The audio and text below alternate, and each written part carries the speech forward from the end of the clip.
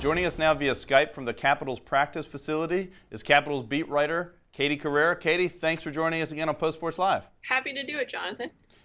Katie, you wrote a story today about the relative mediocrity of the Metropolitan Division. I'm curious about how much attention the players are paying attention to that and whether you're surprised by the early season results. I think the players are aware of it because no matter what they say, they are always aware of the standings and where they fall in them. And I think it's in the Capitals situation, given that they got off to a rough start, the fact that the rest of the Metropolitan Division did has made it a little bit easier for them to climb up those standings with the 11-4-1 run they've had here ever since they went 1-4 to start the season. And so they're aware of it. I don't think they want to get too caught up in it yet since it is still early.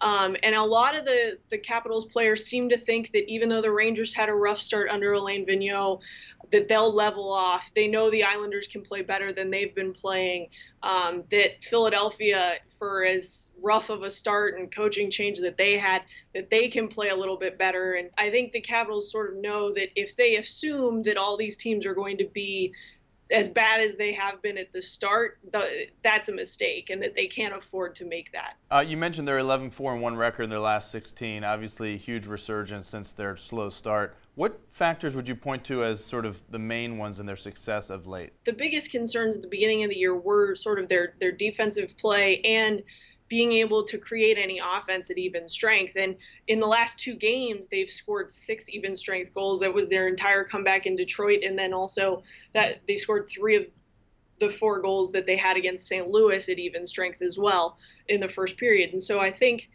that part of their game is leveling off. They aren't relying on their power play for offense quite as much, which is important considering that when you're one of the top 2 ranked power play teams in the NHL, that puts a giant target on your back, and every penalty kill wants to knock you down a peg. And I think defensively, there are injury issues. Obviously, Mike Green's missed 2 games. John Erskine's been out. Jack Hillen's out for the next several months. It's tough to know if he will be able to make it back this season at all. So they've had to rely on young guys like Nate Schmidt, Alex Erbaum, and even Steve Alexi, who came up last year and has found his place in the lineup. All of that has helped the Capitals just move forward. I wanted to ask you about the St. Louis win in particular. Was that their best game of the year, in your opinion? I mean, it's definitely up there. It's definitely a statement game of sorts because St. Louis is one of the best teams in the NHL this year. They're incredibly responsible defensively. They don't give a whole lot up, which is a trademark of a Ken Hitchcock coached team, and they're really tough to play against most of the time. And I think the Capitals might have got a little bit lucky considering that the Blues were playing their 3rd game in 4 nights and had to travel after playing Carolina at home in St. Louis. But that's definitely a statement win and sort of one of their most thorough victories. Speaking of potential statement games, the Capitals face the Penguins for the first time this year on Wednesday at Verizon.